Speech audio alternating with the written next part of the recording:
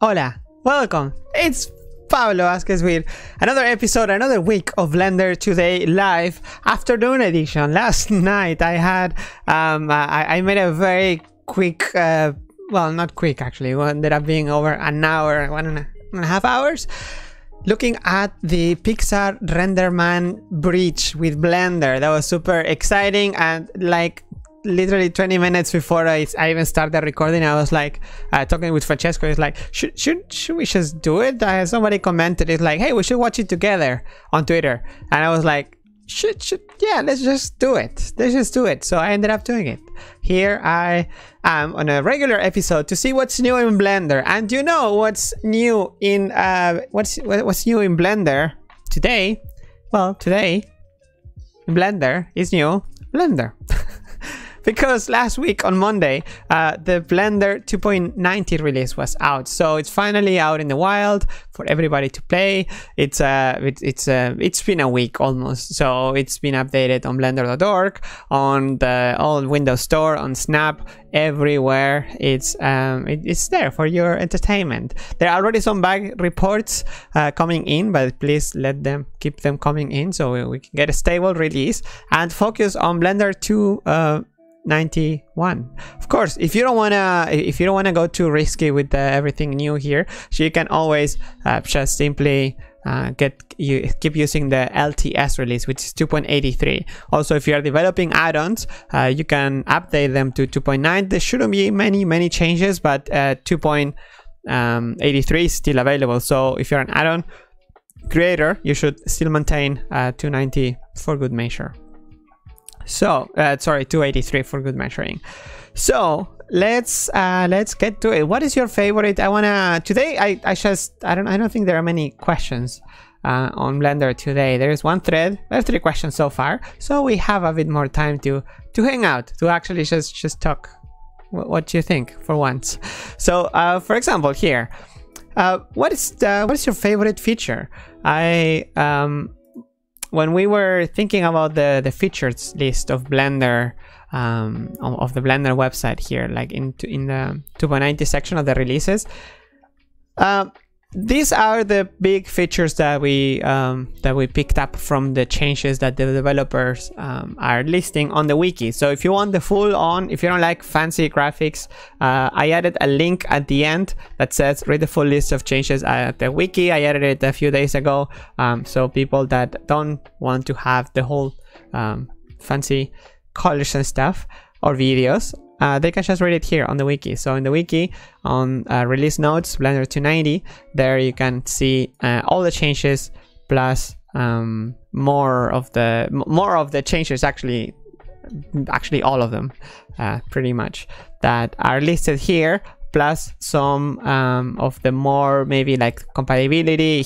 Here, this one I didn't mention it in the big one, but you get a warning when you're downloading it. And also the requirements page has been updated in Blender.org. Here, if you go to requirements, you're gonna see that now is macOS 10.13.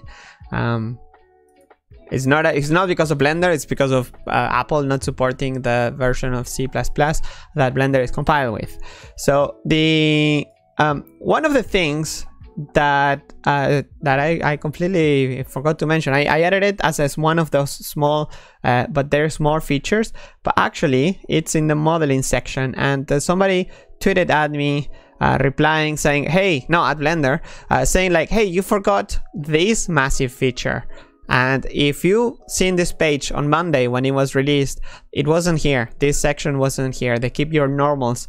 It's an improvement that was done by Alexander Gavrilov on the, I think, on the way that normals are stored when using destructive operations such as rip, deletion, dissolve, or knife, for example. If you look here on the left, you're gonna see the wrong normals. You see the reflection is bad, but that's because that's the previous. That's how it used to work.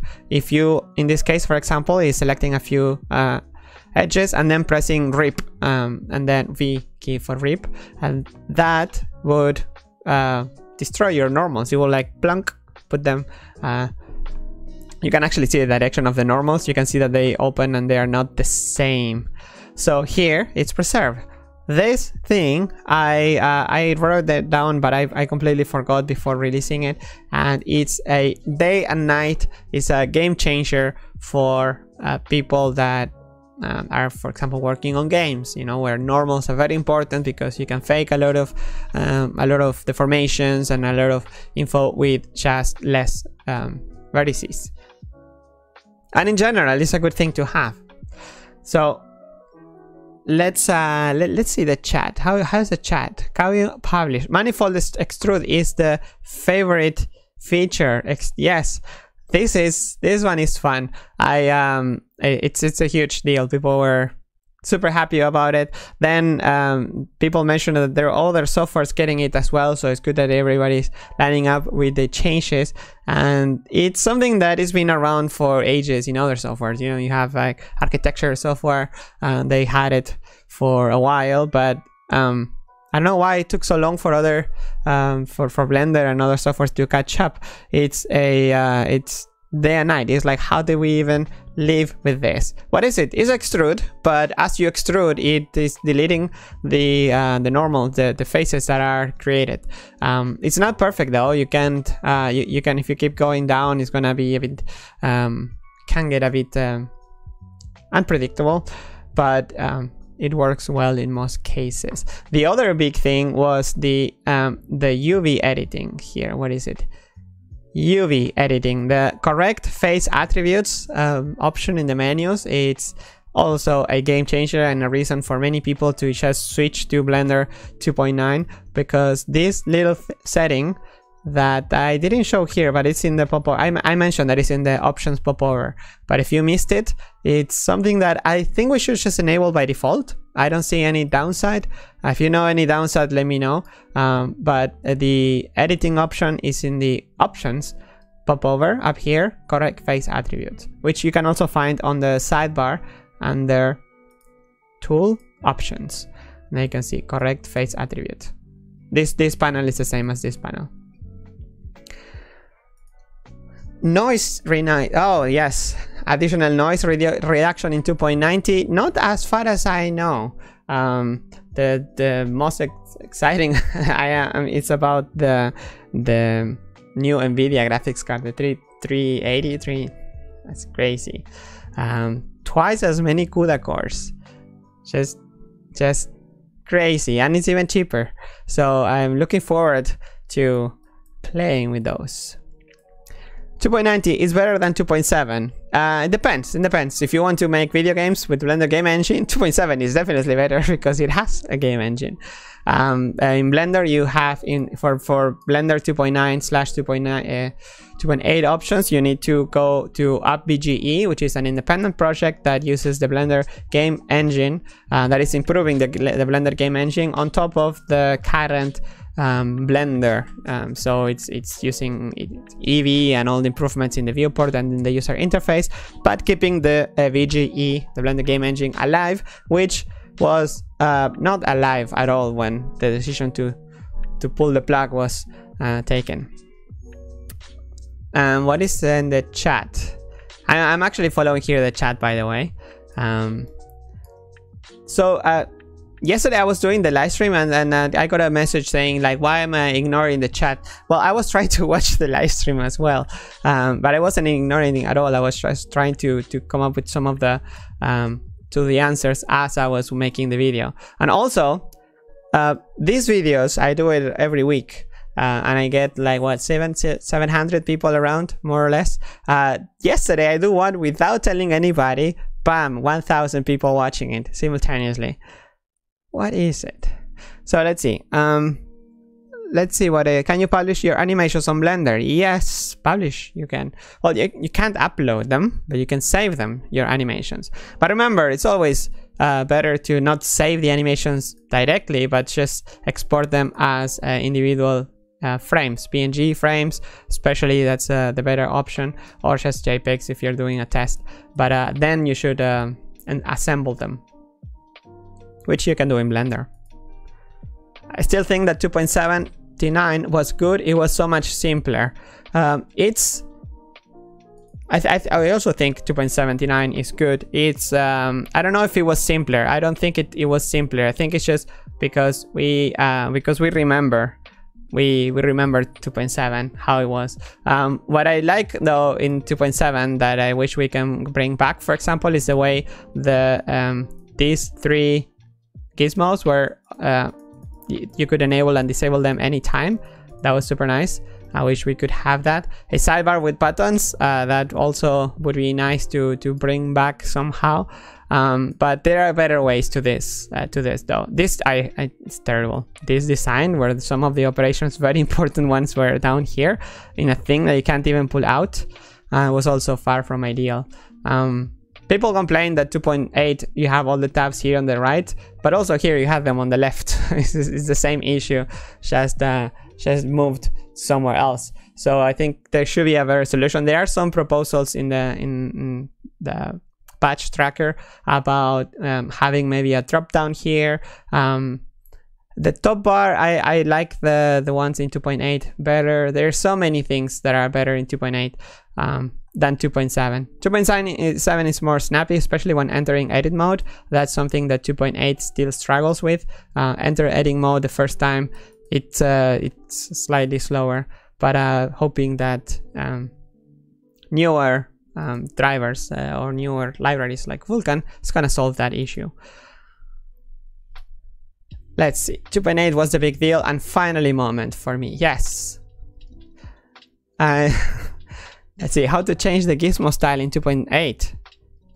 Style as in colors, you mean?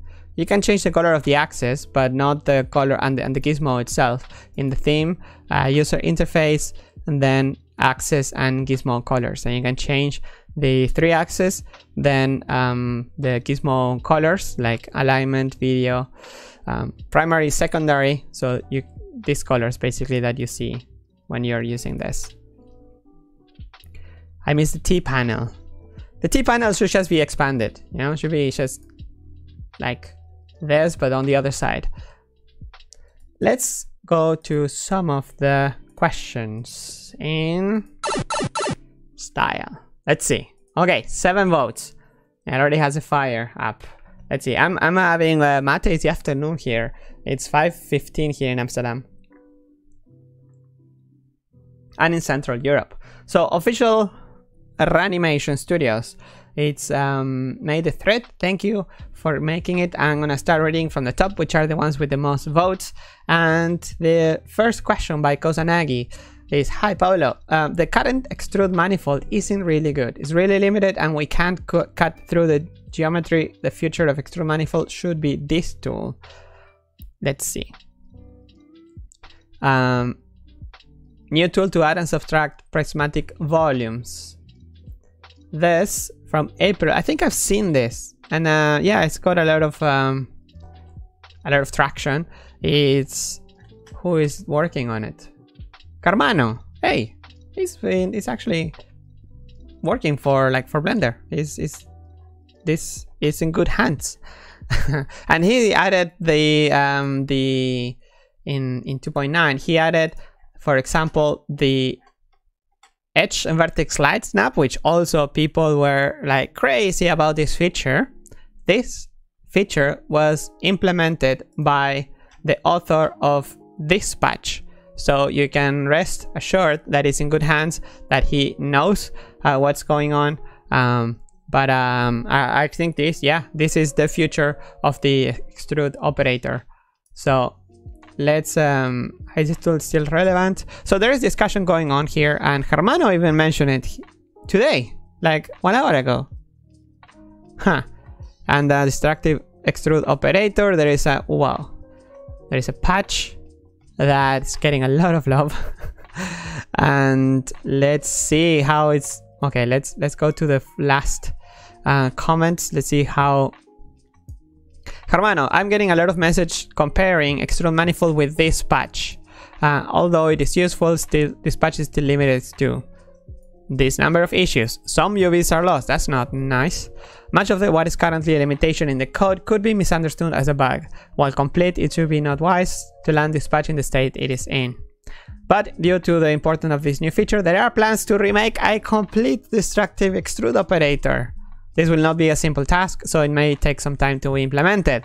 There you go, your answer by the creator himself. So it's good to bring it to attention, but it's even better to know that they are aware. They, as in he, hermano, is aware. So super good news. So yeah, when you see something like this, just spread the word. Just be happy about it, mention it, or if you see that there's no traction in 1 month or so, just maybe a little plug, bump, nudge. Remember the MSN nudges? We need that on forums. The whole window. For people that don't remember, if you're too young, there was a software like a WhatsApp or Telegram where you could send a nudge and the window would vibrate, move around. Like the equivalent, I guess today you could do it with the phone, but the fact that you can move somebody else's window was amazing. In the chat, let's see, what is Renderman? Renderman, you can Google what is Renderman. Let's see, if I Google your question and let's see, what is Renderman? I get about Pixar Renderman Studios, Pixar Renderman. So I should Google that for you. Renderman is a render engine, basically. It's a render engine that was used for all the Pixar films, some big other films that you've probably seen. The Lion King, not the cartoon version, this one. the not so much. No, it's fun. Not as fun as the first one, but it looks amazing, and that's thanks to this render engine, which soon is having an official Pixar stamp of approval for. I mean, they are making it a bridge tool, a software that connects their engine with Blender, and the bridge is apparently open source, and it shows that you can actually use Blender's weird license, according to the lawyers, together with other software that is commercial. So this is why it's so important that besides it being freaking Pixar, besides that, it's important because it shows it's like, hey, if Pixar managed to get the Disney lawyers to approve on making software that can work with open source software such as Blender, then it means maybe other companies look at it and it's like, oh, Corona, it's like, oh, maybe we can, or AMD Pro, for example, they already have that, or the ProRadion, or I don't know, Solid Angle, or the other one, Arnold, or any render engine. And also because if they need something to improve their connection between Blender and their software, maybe like improving the render API, the language that talks from Blender to other engines, if they have the time for improving that in Blender, it will benefit all the other engines as well, including the other open source engines such as Appleseed or Jafare or Povray, or you name it. Dropping a lot of names here. Solid Angle is dead. Yes, I didn't know it was dead. It was I like the name though, more than the Otto one, name wise, no, as in branding. Solid Angle is like nice. Does Blender just make money from the dev fund, or is there some other way? Blender itself only makes money from donations. Some of them come by the Blender Foundation. Here, this question by Rusty Place. Blender has this income, plus there is also donations from, like, one-time donations for the Blender Foundation, where you can directly just send money to Blender. And also the for example, well, I'm actually paid by the Blender Institute, but Blender also has the Blender Cloud, which is hiring also artists to make Blender material. It's we're making short films where we improve Blender, so that's another source of income that Blender has. So yeah, it has a bunch of ways of improving and making a little bit extra. And the biggest one of all, since the day one, now the dev fund is the bigger one, but the Blender development, the Blender store, which is where you can buy, for example, a t-shirt to look cool, and also to the Blender de Caminantes one is no longer here. You can buy a t-shirt, or you can also simply just buy stickers, a book, a beanie, a hat, and help Blender. All of this is these are not like some company somewhere that we should send them and Blender actually has an office in the Netherlands where it's packing all the stuff with love and sending it to you, such as the Beacon 20, the comfort box. So Blender Conference 2020 is not gonna be as in the previous years, where we gather 500 people in one place for obvious reasons. That's not happening. However, we are gonna get together apart in online on the website on Blender on the conference.blender.org. Here you're gonna see a video. We're gonna watch a video, like a documentary-ish kind of a thing, of multiple people around the globe celebrating the Blender conference. What does Blender mean for them this year in this crazy quarantine? What was their life around? And they're like more of a personal. You want to see people that from online, but how did it change for them? And I already seen some videos that people have sent. It's super fun. The comfort box is gonna be a way to connect all of us together. It's gonna have a t-shirt, so you can wear the t-shirt. We can all wear the t-shirt. Maybe we can make, I don't know, like a Zoom call or Jitsi or something that we can all be together in one place. Straw waffles, postcards, stickers, a message from Ton, and more goodies. Let's see. You should order, by the way, soon, because by September 10 we have to. If you order by September 10, then we know and we can ship it in time, because it's gonna take a while to arrive. Especially if you live in Europe, you can maybe wait a little bit longer. But or in the Netherlands, but if you live like in the United States or somewhere in South America or Asia, it might take longer. So you should order ASAP. Holy shit, this is Pablo. What? Diver friction Salman. What do you mean? It's a me. Let's see. You live in Asia, Australia. Yes, Australia is Oceania. I was told when I was a kid that Australia is in Oceania. And when I came to Europe, some people say, no, Australia is a continent. It's like, no, that's Oceania. No, but that's something else. No. So also I learned when I was a kid, okay, completely random, while I check this question, that we learned as a kid in South America that America is one continent with subcontinents.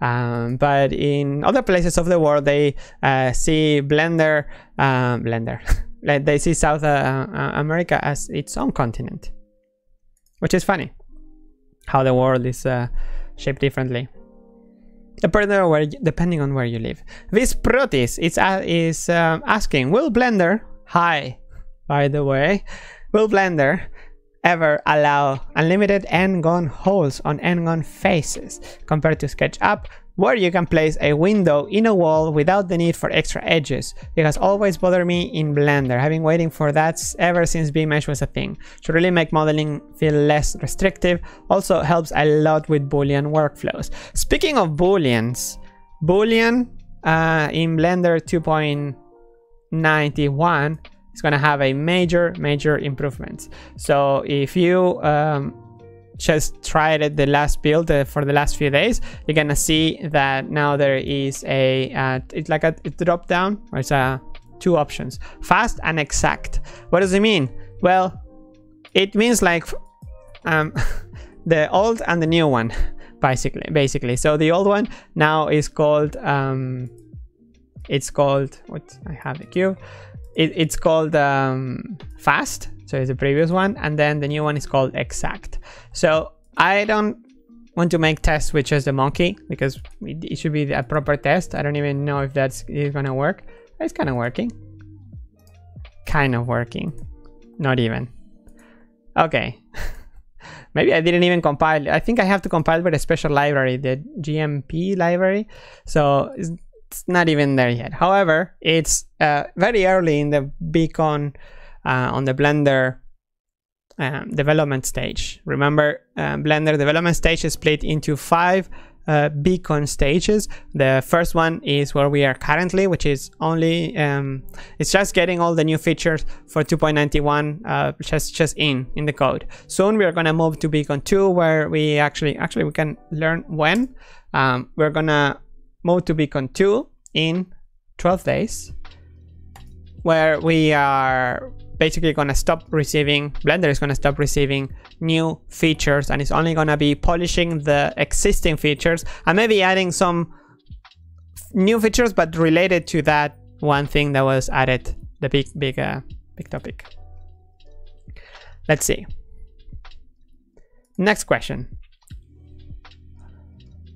So yeah, I would suggest though to try and get the latest Blender from the build bot, from builder.blender.org, and try the new booleans. If that is the case, the alpha, you should get the alpha here. Beta shouldn't be here. I need to poke the developers, but beta shouldn't be there. All right. Let's see. Voxel Design 01. Hi Pablo, I'm new to Blender, so I go through the Blender documentation and I found one thing not documented for 2.83, that's ghost on animations. Is there any way to request an edit on Blender documentation? And one more thing, what if the shader editor use spacebar for searching shader nodes just for consistency? Thanks for this awesome note. Awesome talk for it. Thank you. Okay, the first one, how to report issues on documentation. You can go to developer.blender.org and report the bug, like if it was a Blender bug. Okay, and here, you used to be able to specify, and isn't it in the docs?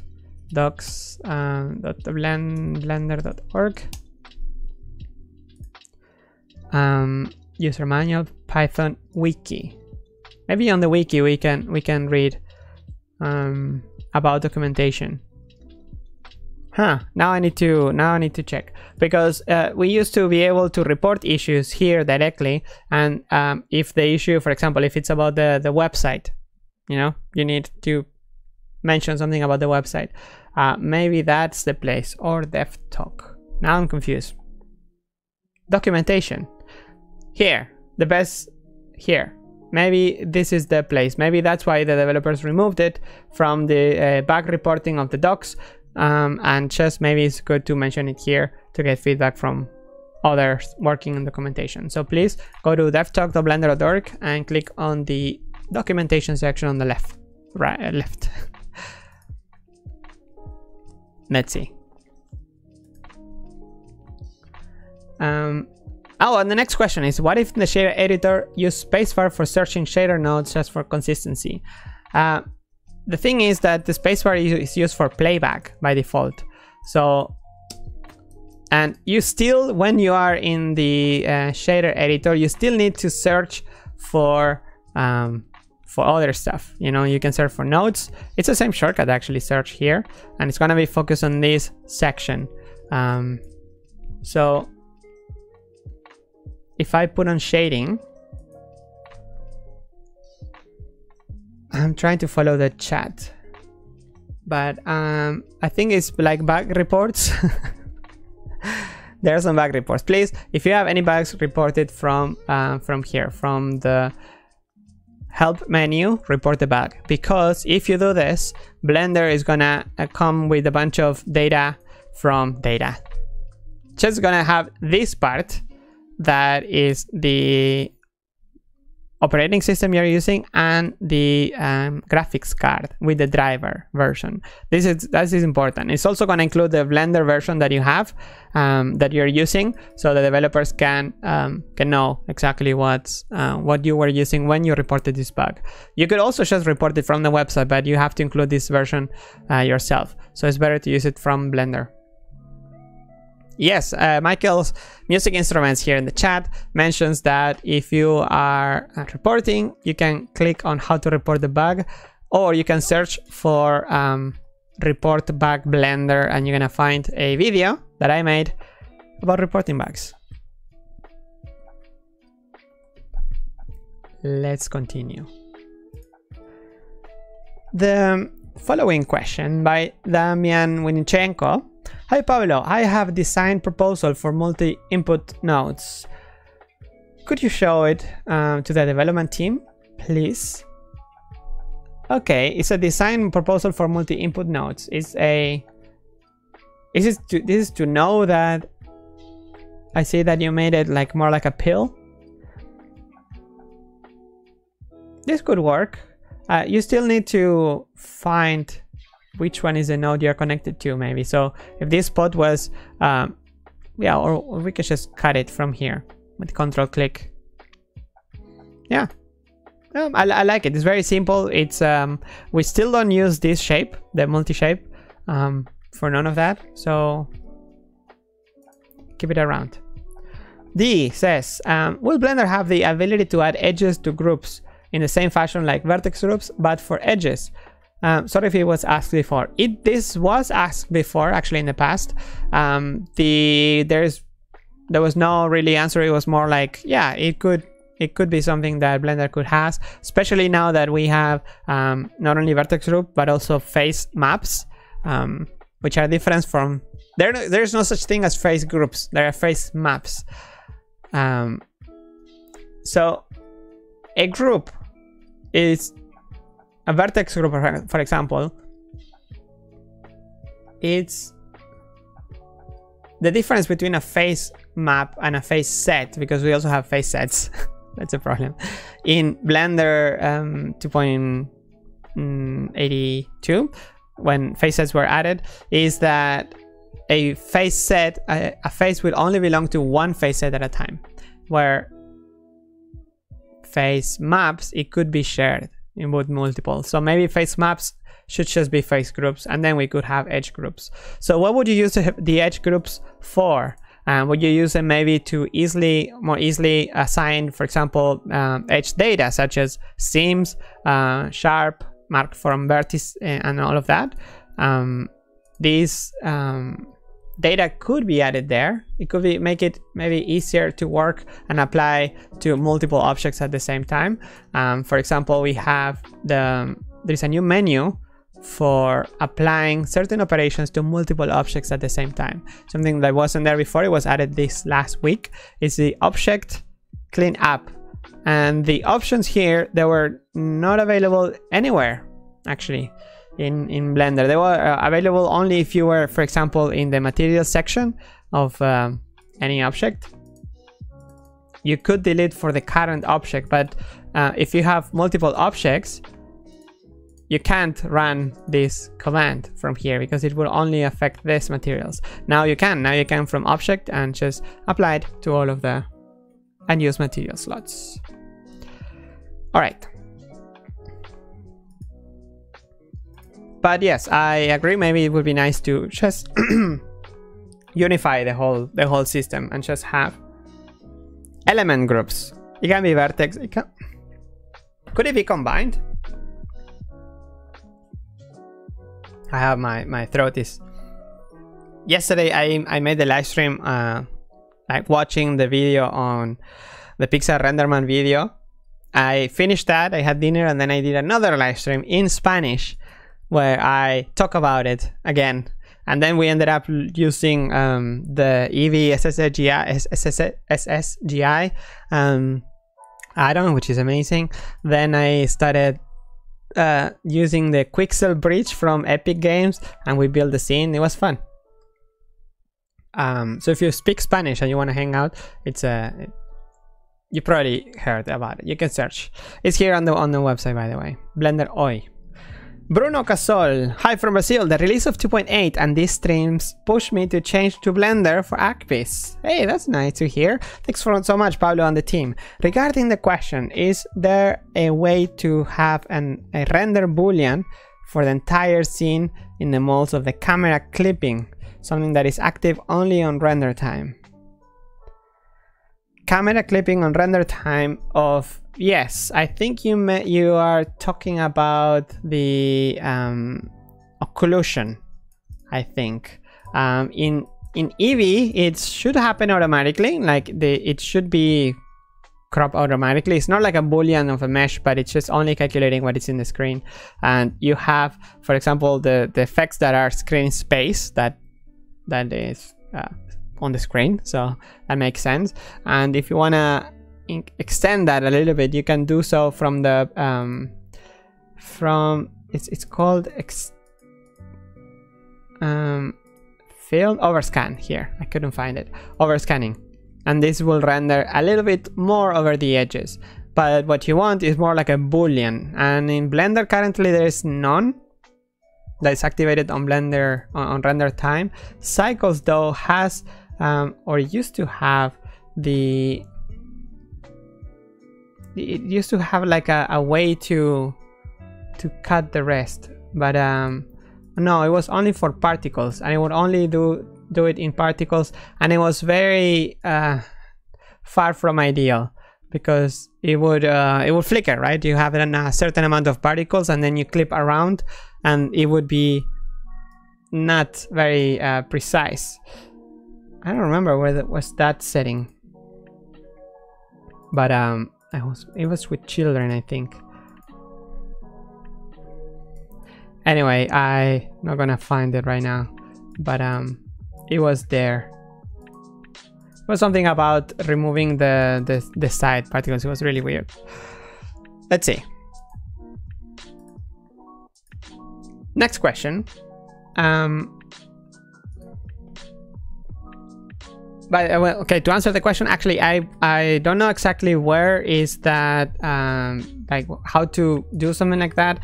You can do it in the view, like while you're working. I do with the Alt B. You can do this from the camera view, and then you end up with something like this, which is clipping on from the camera view. And then, you know, I use it all the time when I'm doing lighting, just to know if the whatever you're doing goes in or out of the view. Oh, it's in simplify. Simplify. Culling. There you go. Camera culling. Thank you very much. Elio H is just pointed out that in simplify, culling is where you can find this option. You can cut it per distance, so it's, well, actually have it in Spanish, the tooltips. Here, let's go to automatic. So per distance, so if it's too far away, it's not gonna render, and the camera, which is if it's not too out of the edges, like 0.10. What is this even? What is this value? Would be nice to know though. Does it update in real time? Like, for example, if I have a cube here, that my cube, it's not the default cube, but it's an emission, and it's rendering and it's emitting red like crazy. If I put it outside of the screen, and this should only be in render time, right? If I make it 0, then yeah, no, it's not working. It's still working. And if I render this with the full sample, it's still doing it. So I don't know exactly how it does. Maybe it's smart and gets the objects around. Let's see. Thank you, Ilya, for the mention. Sir Mayorov is asking, hey Pablo, seeing your React video yesterday to Renderman live, that was hilarious. There were some small but smart features like viewport snapshot or viewport downscaling for faster preview. Will you take some notes on Blender to Blender itself? Yes, yes, absolutely. I would love to see those features. I think they're brilliant. About making something, like doing something about it. I don't know if it fits in the roadmap itself, but it's definitely something to look for and to keep in mind when improving cycles for rendering at that level. Especially the downscaling. This is just amazing. For those who didn't see that part, it's for example, when you're rendering with cycles, for example, you're rendering, right? This big, huge scene with cycles, and it takes a certain amount of time, right? Because he has to update the whole scene. So in order to make it faster, to make it render faster, what you usually do is like you just make the window smaller. So you render less pixels and it's faster, right? Well, Pixar's Renderman, what it can do is just render at this size, but display it at this size. So you see the pixels bigger, but the result is, but it's the same speed, so it's slower, it's faster. So downscaling, that would be amazing. Downscaling is in cycles as well? No. Cycles can okay, I didn't get the memo on this. Tell me where. Downscaling, performance. Pixel size, automatic. Yeah, but is that the same though? Is that the same? Like the same result? Ah, it is. Huh. Okay, I feel dumb. Interesting. So it is the same, but it's only doing the cycles part. Don't we have pixel size? Yeah, don't do it. Okay, so then we have it. Cycles is too deep. Yeah. No, actually, this setting has been around for like ages. I've seen this around, but I've never pictured it to be for that. And is it really faster? I guess it is faster. So that's 1 pixel. Yeah. Okay, it is faster.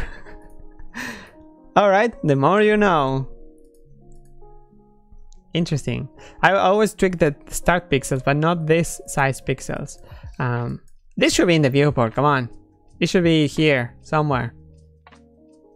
Why does it need to be hidden in the performance? It's not in the viewport because it's not per viewport. It's on every viewport, right? Yeah, it's on every. Okay. What if I want it per viewport? So interesting. Thank you for the notes. One Row Artist mentioned it, and then Elliot also, Elio H mentioned it, and Technium mentioned it, and many people were aware of this. I feel embarrassed. Hey, it's good to just stay up to date. Pablo Vertex says, when do you think we will have all the procedural textures all available, consistent, and everywhere in Blender? I mean, for texturing, particle influence, and modifiers, etc. Do we need to wait for the everything nodes? Thank you for all the work. Wish you all the best. Thank you, Fred. So, when do you think we will have all the procedural textures available, consistent, and everywhere in Blender? Oof, that is like for texturing, particle influence, and modifiers. I can't say. It's really hard to know. It's really hard to know, especially because right now the work is being done mainly by the one person, and Blender is growing so fast that if you told me a year ago where would Blender be right now, I wouldn't even guess that we are so far. And that's thanks to all the development fund, that money that is coming in, all the donations that help Blender and hire more people. But also there is people that work for Blender that are not hired by Blender, like Nvidia, for example. When they added all these optics improvements, that Blender didn't put $1 in that. Like, it was all thanks to NVIDIA hiding their own developers that are making it. Of course, Blender has to have developers that review that code just so it matches with the rest of Blender. But itself, I think that is the future, and it's hard to predict right now when will we see that. But at least we know that for the particles stuff, it's gonna be maybe not 291 but 292. So that 291 is the idea. But you know how things go. It's hard to know right now, to tell right now. The particle system, it's going through a lot of rethinking about how it should work. It's very hard to make one system that works for everything, you know, one that rules them all. So let's see. Let's update the page just to see how it's going. How's everybody in the chat? I see Blender. Because the channel is called Blender, I get a lot of I get the highlights every time somebody says Blender, so it's sometimes it's hard to follow the chat. But yeah, I don't know if I can disable that. No. So 2.9 is a nice update. Thank you. Records lives en una semana, in a week. Yes, I have most amount of lives. No, I think during the pandemic I did also a whole bunch of live streams in a week. Hey Pablo, any news on the VR in Blender is doing? How the VR in Blender is doing? VR in Blender is doing well in 2.9. There was no section dedicated to it on this video. However, if you've seen the video that was also put out in this YouTube channel, is the 5 things. No, 290 in 5 minutes. This video, which, wow,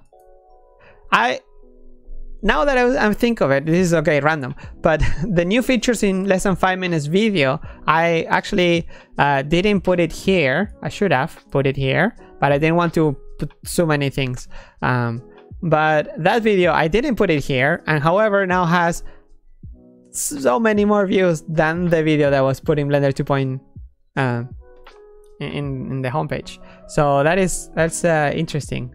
Maybe I should put this video in the front page of Blender.org. So this video that Southern Shorty made for Blender includes many updates that I didn't include in the list, and one of them is the VR section. And I wish we had the timestamps. I should add timestamps for this.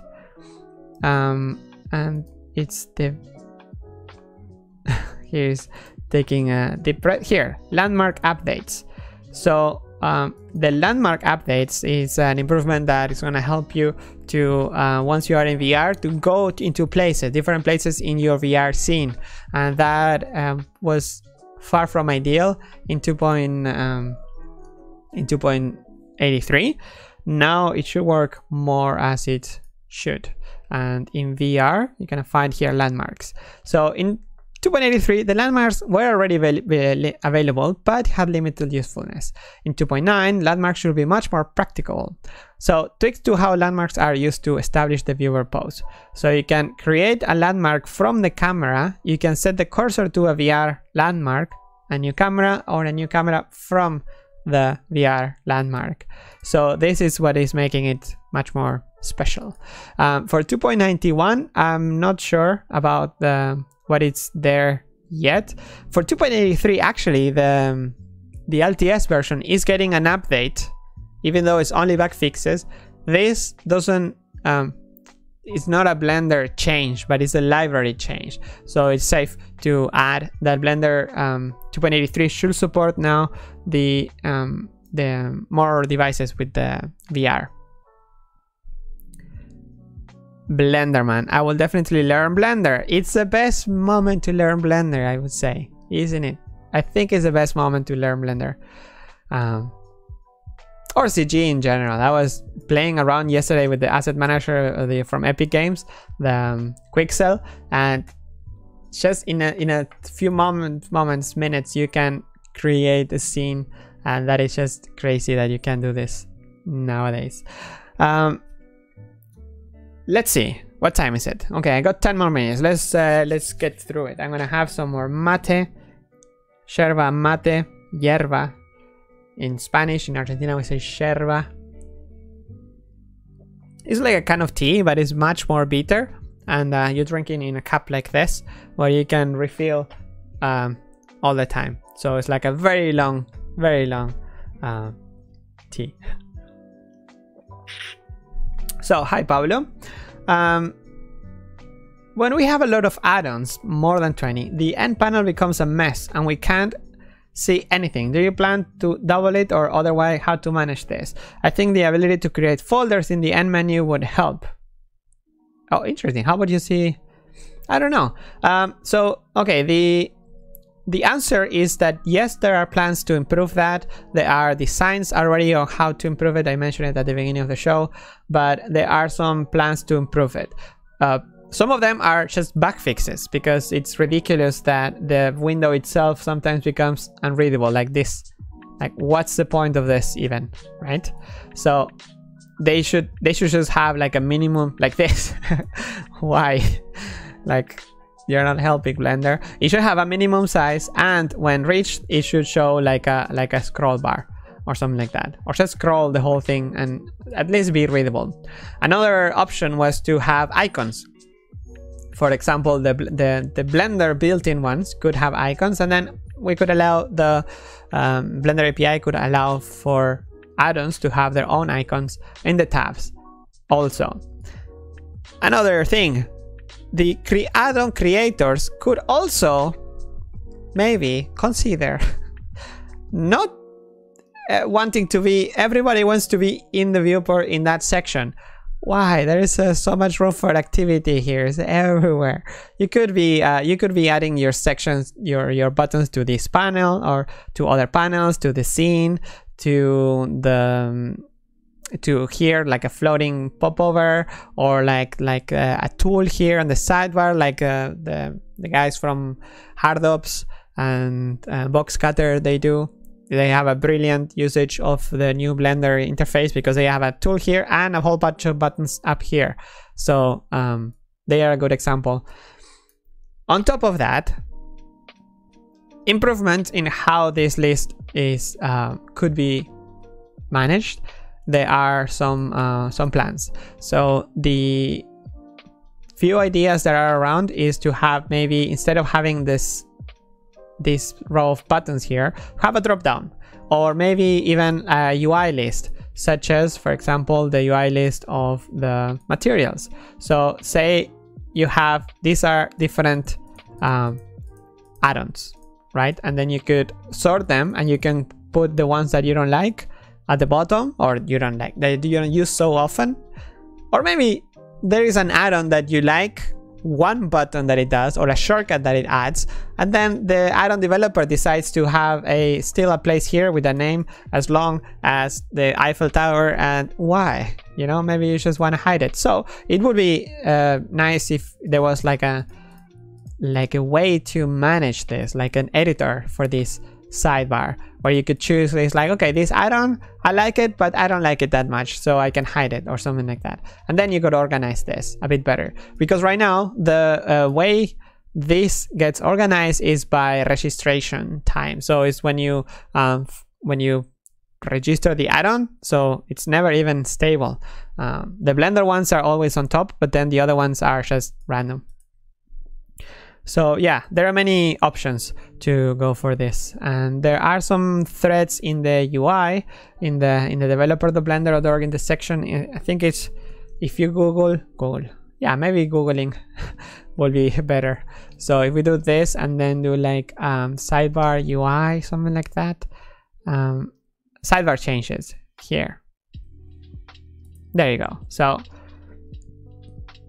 I think these are some of the issues. Yes, these are some of the issues. Low contrast, vertical text, wasteful bar. which is true, then this issue happens. Then it's a bit too close to the other buttons that we have in the 3D view, so that's another issue. And also there was a waste of space sometimes for the whole bar. So this is one of the options, that you could have a drop down, or you could also have this kind of thing. So what are your thoughts on this? That you can drag and drop, you could have icons, you could edit this whole section. Could be interesting. Let me know what you think in the comments below. Let's continue. I'm gonna refresh the page once again just to see if there is any more comments. Yes, 25 comments. Okay, so I'm gonna go here to the non-vote ones, and there are still vote by other people. So hey, Vazquez, how are you? I'm good, thank you. Can we get ray tracing feature on Eevee render? I wish it was that easy. It's definitely gonna be in the horizon. Ray tracing, as if you've seen the, have you seen the NVIDIA Marble RTX demo video? This, have you seen this? If you haven't, I don't want to show that much because NVIDIA is gonna take down my live stream. But this is real time. There's even smudges of like grease, like fingerprints. That is okay. That's just a high resolution, texture. But this here is an emission marble, so it's actually lighting the scene and all the reflections and all the little things that are on, and at the end is the grand finale where they just basically go all in. It's like, hey, we can do all of this, and look, motion, and then up to hundreds of lights and things moving around. And it's just crazy. Look, it's all real-time ray tracing. So yes, this is the future. Eevee is definitely gonna have it eventually in one way or another. NVIDIA has the RTX, the all proprietary thing, but also there are open source alternatives, and Blender should embrace the open source alternative. And if NVIDIA wants to contribute, of course, with their own version, it should also be available. But that is not gonna come before Vulkan. Blender Eevee should first move to Vulkan and then improve the ray tracing on Eevee. For the time being, if you are thirsty for having the this is a thing I did yesterday. And let's see if I can open another one. So if you're thirsty for ray tracing or global illumination in Eevee, you can use the SSGI add-on for Eevee that is going around like crazy. People are loving it, going insane. This is an add-on that allows you, look at this section that is very dark. I'm gonna make the light brighter just so you can see the difference. So look at this. This is a shadow, right? If you were to use cycles, this would actually be like lit, because it would be, oh no, I have to compile the kernels because I'm using GPU and or CPU. Why am I anyway, that section would be lit because the light will reflect on the bottom on the ground, and then it will light up again. So in Eevee, you can now, if I show you, in Eevee, I'm gonna make this light a bit brighter. You see how this is lit? You remove SSGI and then it's gone. You enable the add-on and it's there. You can disable it and basically toggle how much is this reflection going to be going around. And this is just crazy because it just works. You don't have to do like much. You just, what if this was red and then the reflection is red? Look. And this is Eevee. It's screen space, so when you get close, you don't see the reflection, and then you see it goes away, goes in. And also, it's a hack. It's not official built-in Blender Eevee kind of SSGI.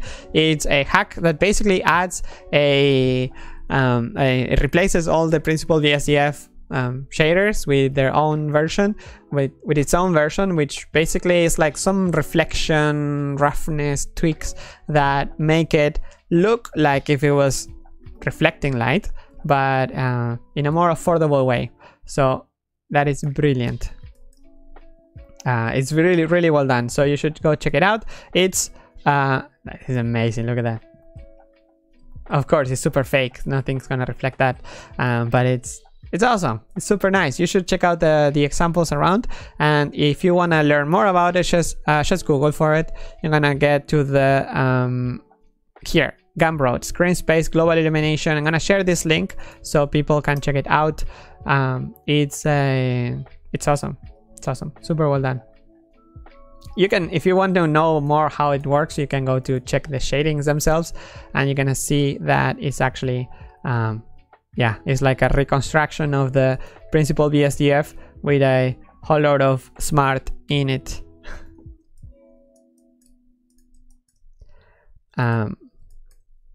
It's available for free for Zero, but if you're using this commercially, maybe you should consider contributing to this user so they can improve this add-on further to keep the development happening.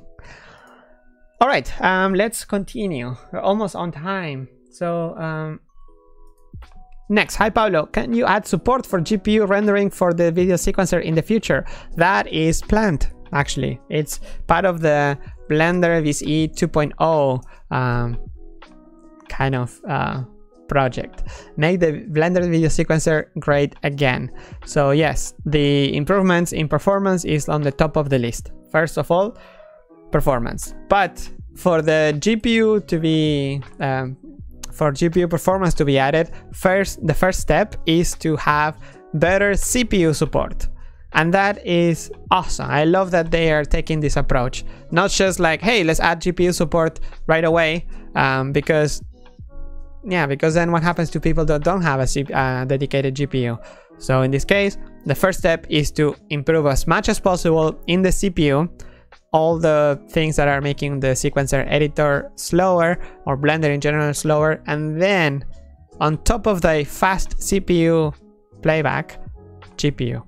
That is awesome. Let's see.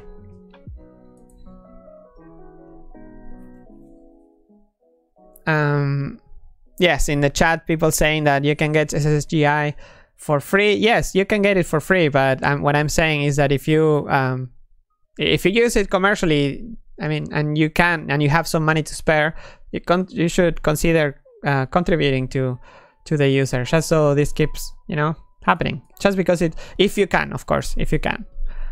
It's a nice gesture that he makes it free. Enderman Rapman says, hello Pablo, 2 questions. How do you apply lens distortion in the final render? And do you ever think that in a future update we will have to bevel vertices? It seems like it should be a feature. What do you mean? We can bevel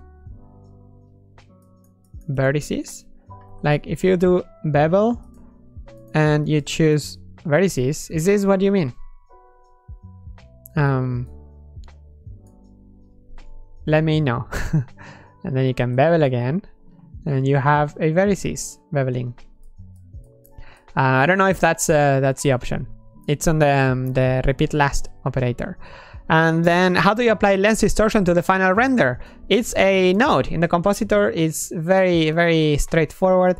You're gonna find that setting. Let's see if I make super scene here and here. So with the edges on the sides, you're gonna see that in the once you render it, you can render with Eevee, it doesn't matter. In the compositor, you simply just add a lens distortion node. So you can do search lens distortion, and I think it's in filters, and you just give it a bit of distortion, and then bloop. This is how you can distort. It's very straightforward. You can use projector, so it pulls it to the sides, and you can I know this, I use it with dispersion if you want to give it a little bit of that chromatic aberration that is often abused in some renders, but it looks pretty cool though. This is an easy, fast way to get it. If you want to do it in Eevee in real time, then you should add a glass shader to the camera, but it's very very hardcore in terms of performance. It's a bit heavy. Let's see. All right, how long are we? 1 hour 8 streaming. Okay, let's do 3 more questions, the ones that are on the screen here. Agent 89 official. Hi Pablo, I noticed that the anisotropic BSDF shader node was missing from the latest build of Blender 2.90. Anisotropic BSDF. What? Wait. I didn't hear anything about this. Maybe I need to ask the developers. But just anisotropic BSDF. And I compiled this in about Blender today at now. So this is the latest Blender, and it's still here.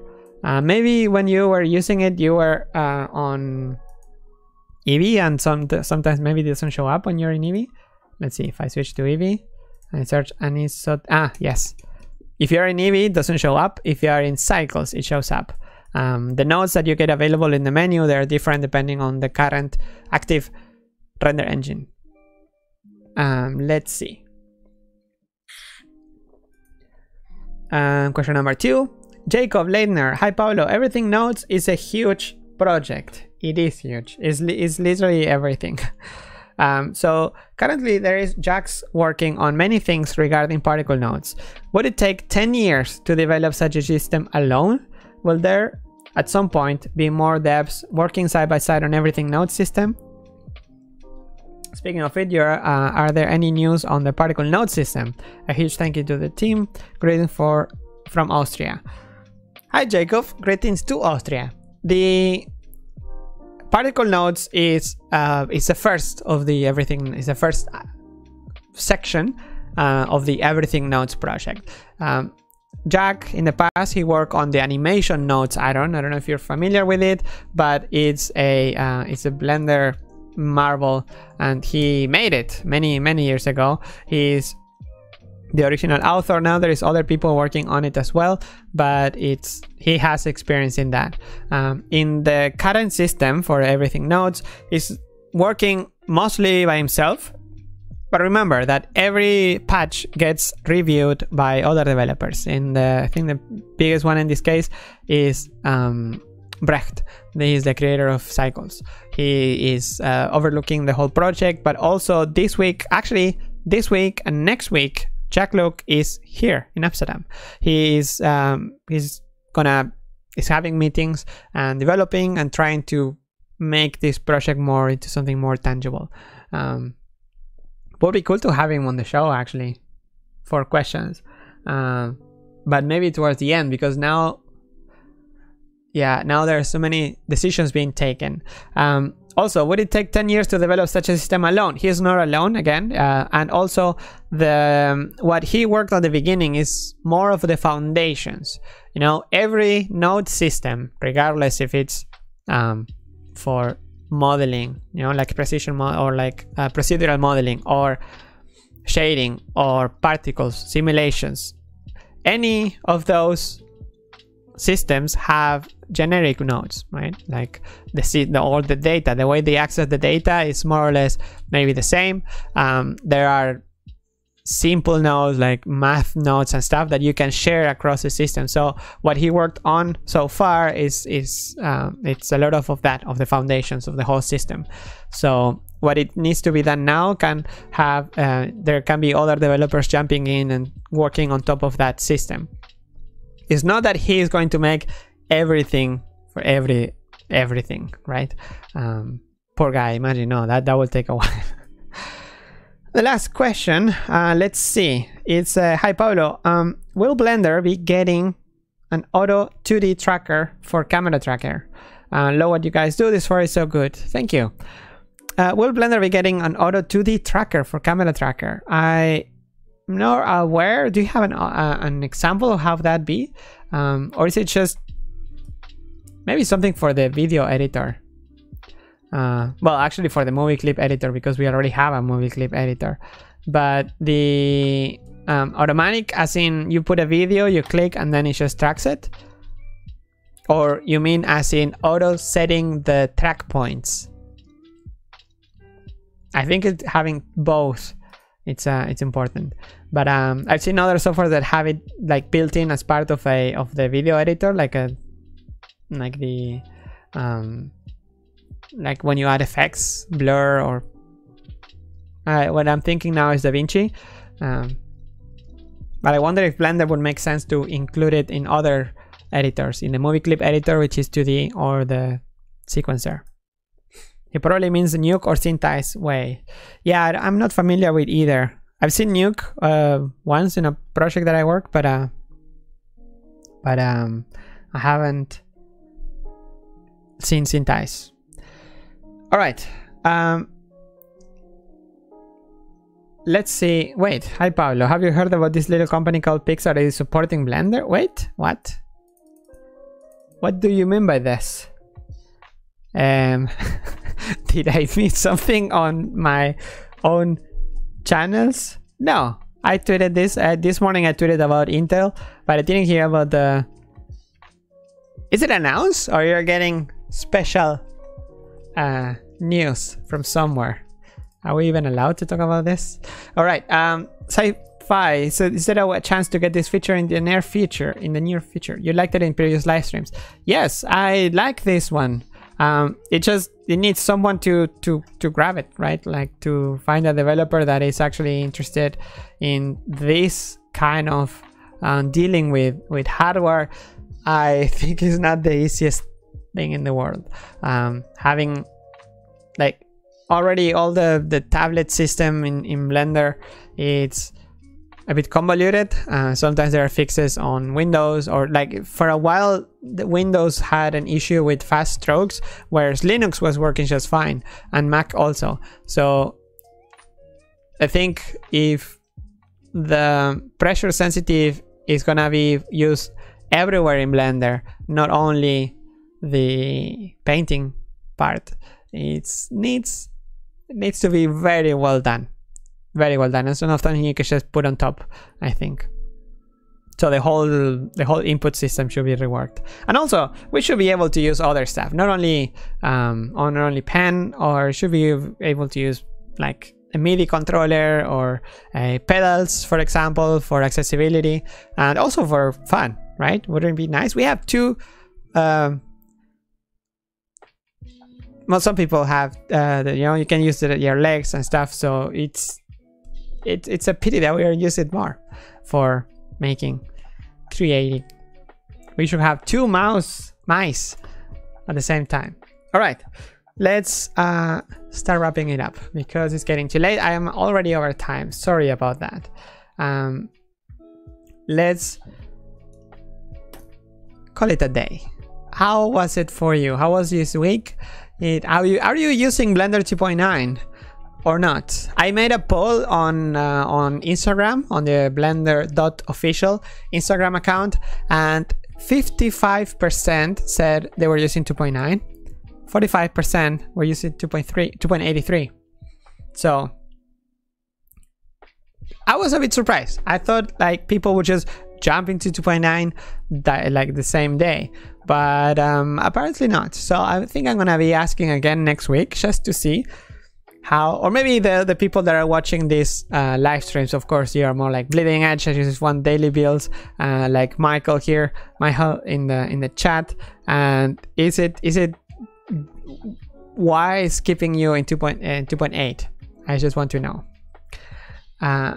Michael, I use 2.83 now. Give me time for 2.9. I think it's mainly just being afraid of the number, you know. And the 2.9 is like, oh my gosh, there was. It took me so much work to move from 2.7 to 2.8 that 2.9 it's gonna take a while. But don't. 2.9 is exactly, it looks exactly the same as 2.8, just some changes in the modifiers and here and there UI wise. The rest is just better. 2.9 is even faster for playback. It should be faster, and 2.91 is even gonna be faster with more focus on performance, undo performance. Library overrides in 2.83 and 2.9 are very different. 2.9 is much more reliable in that sense. That we didn't cover in the release notes, but we should have, because it's part of a lot of people's workflow, and an asset manager will improve that a lot. But for now, library overrides, if you're using them, move to 2.9. Very recommended. And also, many of the fixes that are in 2.83 are also in 2.9. With new features, new bugs, I guess, but also should be reliable. When is 3.0 coming? Amazing Ava is asking. 3.0 is coming August 2021. Yes. Yes, it has a date. Actually, if you go to the code blog, you're gonna see that there is a date already for 2.80 for 3.0. That is gonna be a big jump. You gotta line up the changes for that. August 2021. Yes, you heard it first on Blender.Today. Right. Okay. Let's call it a day. What about next week? See you next week. Yeah, let's catch up. And I still need to make some videos about the new features. There's new booleans in Blender right now. There is improvements also in sculpt tools, so we should cover them soon. I'm still not sure about moving into Mondays for the live streams. What do you think about it? Leave a comment about what do you think. Shall we go back to Mondays and the old format? This Q&A section is fun. Maybe we can do both. Let's see. Let me know. All right. So let's go with style. In 5, 4, 3, 2, and 1.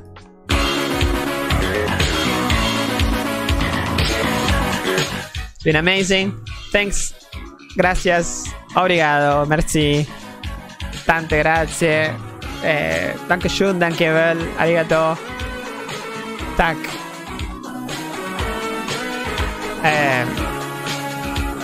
Ciao. Obrigado, bye bye. Terima kasih, shukriya. Prego.